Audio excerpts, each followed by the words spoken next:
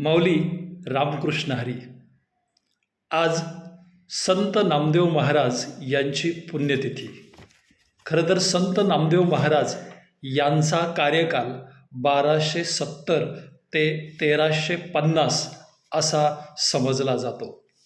वारकरी संप्रदायाचे महान असे संघटक म्हणून संत नामदेव महाराज यांची ओळख आहे.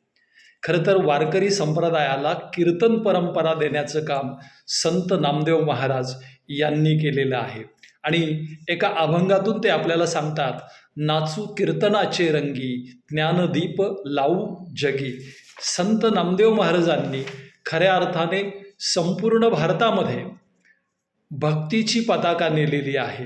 खरं तर वारकरी संप्रदायाच्या भक्तीची पताका त्यांनी श्रीशैल, त्याचबरोबर मल्लिकार्जुन, कन्याकुमारी, हरिहरेश्वर, गुमान, राजस्थान, प्रयाग, काशी, गया, वाराणसी, गुजरात अशा अनेक प्रांतामध्ये त्यांनी वारकरी संप्रदायाचा प्रचार आणि प्रसार केलेला आहे.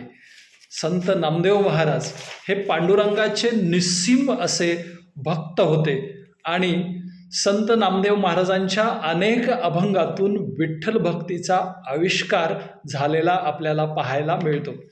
खरं तर संत ज्ञानदेव आणि त्यांची सर्व भावंडे यांचं चरित्र आपल्याला केवळ आणि केवळ संत नामदेव महाराज यांच्या अभंगातून समजलेलं आहे. आणि म्हणूनच संत नामदेव महाराजांना आद्य चरित्रकार असं म्हटलं तरी ते वावगं ठरवू नये. संत नामदेव महाराज यांनी अनेक अभंग आपल्याला दिलेले आहेत. त्या अभंगातून विठ्ठल भक्तीची प्रचिती आपल्याला येते. त्यांनी अनेक अभंगातून नामाचं महत्त्वसुद्धा आपल्याला सांगितलेलं आहे. खरं तर संत नामदेव महाराजांच्या गाथेमध्ये वेगवेगळ्या प्रकारचे अभंग लिहिलेले आहे. पांडुरंगावर नितांत श्रद्धा आणि संत नामदेवांनी पहिली तीर्थयात्रा जी केली होती ती संत ज्ञानेश्वर महाराजांच्या बरोबर केली होती. कारण संत ज्ञानेश्वर आणि संत नामदेव महाराज हे समकालीन असे संत होते.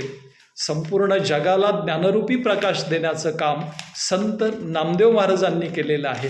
खरं तर एक खूप मोठी प्रतिज्ञा त्यांनी संपूर्ण जगाला ज्ञान देण्याची केली होती. आणि म्हणूनच संत नामदेव महाराजांचं कार्य हे अत्यंत महान अशा पद्धतीचं कार्य आहे. इसवी सन 1350 ते विठ्ठलचरणी विलीन झाले. एका अभंगामध्ये ते सांगतात, नामा म्हणे आम्ही पायरीचे चिरे, संत पाय हिरे देती बरी. खरं तर सर्व संतांना त्यांनी हिरा असं म्हटलेलं आहे आणि अशा संतांची पायधूळ मला लाभावी म्हणून पांडुरंगाच्या महाद्वाराजवळ पायरीवर त्यांची समाधी आहे. आजही आपण त्या पायरीचं दर्शन घेतो ते केवळ आणि केवळ श्री संत नामदेव महाराज यांच्या चरणी विलीन होण्यासाठी. धन्यवाद.